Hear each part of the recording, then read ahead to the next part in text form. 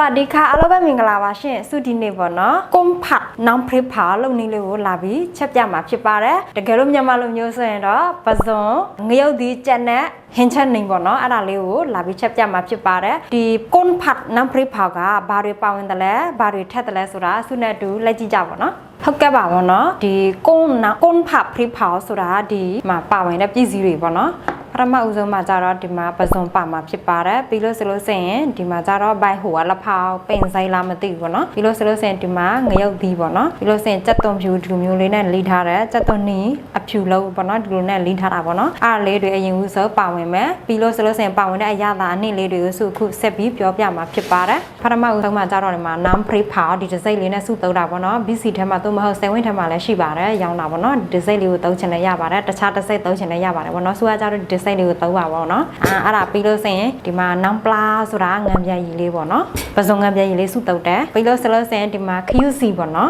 ်သူကအရသာချို့တယ်ဒီလိုမျိုးတစ်စိတ်လေးစုတုတ်တယ်ပေါ့နော်ပြီးလို့ဆိုရင်တကြားလေးလည်းပါမယ်အဖြူမရှိလို့ဆိုရင်ဒီအညိုရောင်တကြားလည်းသုံးချင်လည်းရပါတယ်ရှင်ပြီးလို့ဆိုရင်စားလေးအနမ်းငယ်အရသာထက်မယ်ပြီးလို့ဆိုရင်ဒီမှာကျတော့အထဲမှာငရုတ်ကောင်ပါတာပေါ့နော်အဲ့ဒါလေးပါမယ်ပြီးလို့ဆိုရင်ဒီချက်ဖို့အတွက်စီလေးပေါ့နော်စူးစီဒီလောက်လေးနဲ့ရှိတော့တယ်ဒီတစ်စိတ်လေးကိုတုတ်တာပေါ့နော်ကပ်ပါပေါ့နော်ပါဝင်တာလေးတွေကိုစုအကုပ်ပြောပြပြီးသားပြီးဆိုတော့စုတို့အခုစချက်တော့မှာပေါ့နော်စုနဲ့တူလိုက်ကြည့်ကြပါဟုတ်ကဲ့ပါပေါ့နော်စုဒီတဲ့အိုးလေးနဲ့တောင်းမှာဖြစ်ပါတယ်ပြီးလို့ဆိုရင်စုတို့မင်းစဖွင့်တော့မှာပေါ့နော်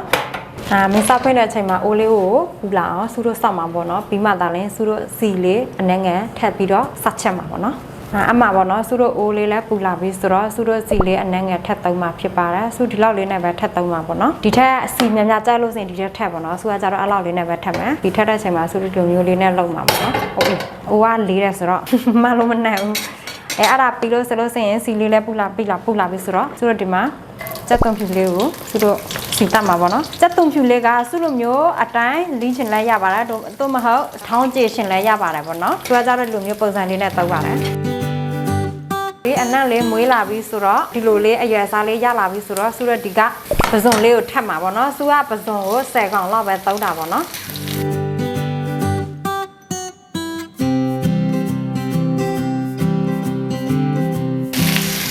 ကဘာပဇွန်လေးဒီလိုမျိုးအနေထားလေးရပြီဆိုတော့စုတို့ဒီကကြက်သွန်နီလေးကိုထပ်မှာဖြစ်ပါတယ်ကြက်သွန်နီကစုတစ်ချမ်းစာလောက်ပဲတောက်တာပေါ့နော်ကြီးတာဖြစ်တဲ့အတွက်ကြောင့်ပေါ့နော်တကယ်လို့သေးလို့ဆိုရင်တော့တစ်လုံးစာလောက်ထပ်ပါပေါ့နော်ပြီးလို့ဆိုလို့ဆိုရင်ဒီမှာစုတို့ငရုတ်ဒီလေးအစုရောထားတာပေါ့နော်လိမ္မော်ရအောင်အနီရောင်အစိမ်းရောင်ပေါ့နော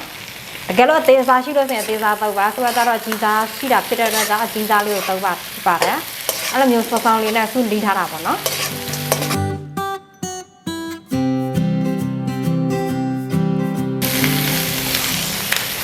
โอเคပြီးတော့ပြီဆိုတော့စုတော့ရေအနေငယ်ထက်မှာဖြစ်ပါတယ်ရေအနေငယ်ထက်တဲ့ဆိုတဲ့အကြောင်းကမတူးသွားအောင်ပေါ့နော်အိုးဖိန်လေးမတူးသွားအောင်ရေအနေငယ်လေးထက်ပါဖြစ်ပါတယ်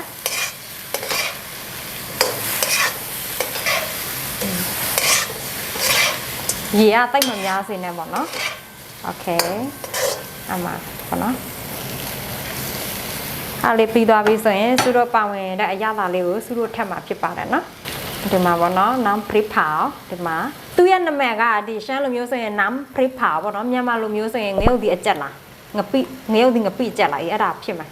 စုနှစ်စုံ3စုံလောက်ထပ်မှာပေါ့နော်3စုံလောက်ထပ်မယ်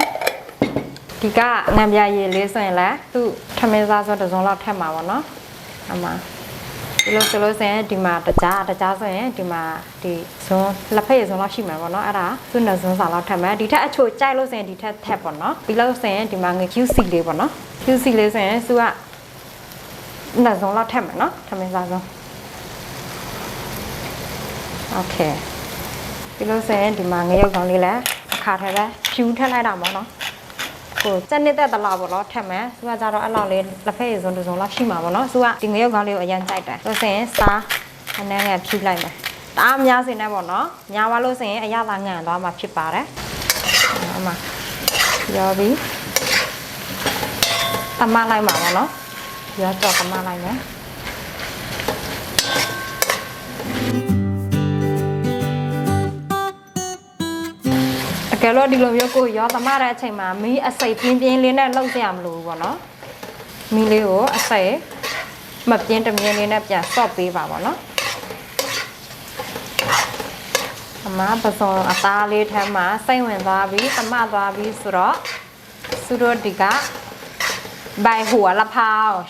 ပမာလိုမျိုးဆိုရင်တော့စုခေါ်မတာပင်ဆိုင်နဲ့ပဲစုခေါ်တာပေါ့နော်မားပါ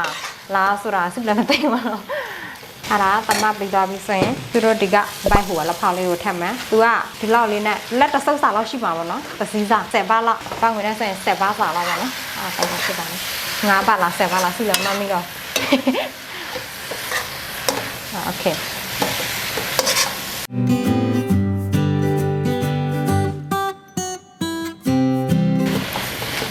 โอเคအဲ့ဆိုရင်ရသွားပြီပေါ့နော်ဘက်ဟိုလက်ဖောက်လဲကြက်သွားပြီဒီရတာလေးနဲ့လည်းအထဲမှာစိတ်ဝင်သွားပြီပေါ့နော်အဲ့ဆိုရင်ရသွားပြီဆိုတော့သူတို့မင်းပိတ်တော့မှာပေါ့နော်မင်းပိတ်ပြီးစားလို့ရပါပြီပေါ့နော်โอเคတင်းတင်းဟုတ်ကဲ့ပါပေါ့နော်စုအခုပကံထဲမှာထပ်ပြီးတော့စားပြမှာပေါ့နော်အဲ့လောက်လေးနဲ့ပဲစားပြမယ်နော်ချီတို့နော်အမှပါနော်ထားတကောင်ဆက်ရဆက်ဆက်အမှပါနော်ပြီးလို့စရင်ပိုက်ဟိုလက်ဖာသူ့ရဲ့အပေါ်မှာသူတို့စိတ်တိုင်းမှာပေါ့နော်ဒီမှာပါ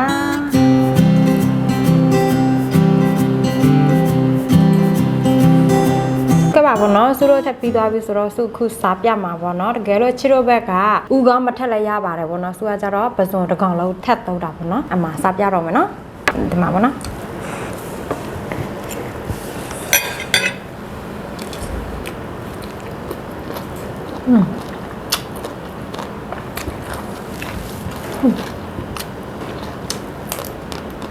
我想要要大手塞哟。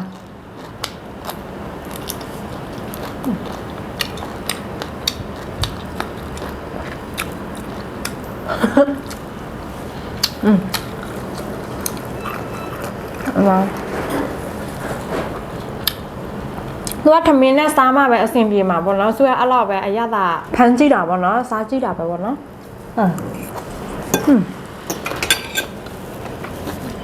အရင်ကောင်းလားကိုကြိုက်တဲ့အရသာအတိုင်းကိုချက်စားတာဖြစ်တဲ့အတွက်ကြောင့်အရင်ကြိုက်တာပေါ့နော်โอเคအဲ့ဆိုရင်စုအဲ့ဆိုရင်ပေါ့နော်စုချက်ပြလဲပြီးသွားပြီ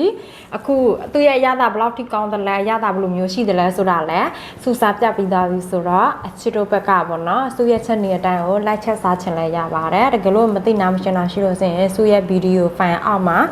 မေးမြန်းလို့ရပါတယ်ပေါ့နော် comment ထမ်းမှာပေါ့နော်မေးမြန်းလို့ရပါတယ်ဒါမှမဟုတ် messenger ထမ်းမှာလည်းမေးမြန်းလို့ရပါတယ်ရှင်စုရဲ့ဗီဒီယိုဖိုင်လေးကိုကြားနေတတ်မယ်ဆိုရင် like and share subscribe လေးလုပ်ပေးသွားပါလို့ဆုတောင်းဆိုချင်ပါတယ်အားလုံးကျေးဇူးတင်ပါတယ် bye bye Thank you.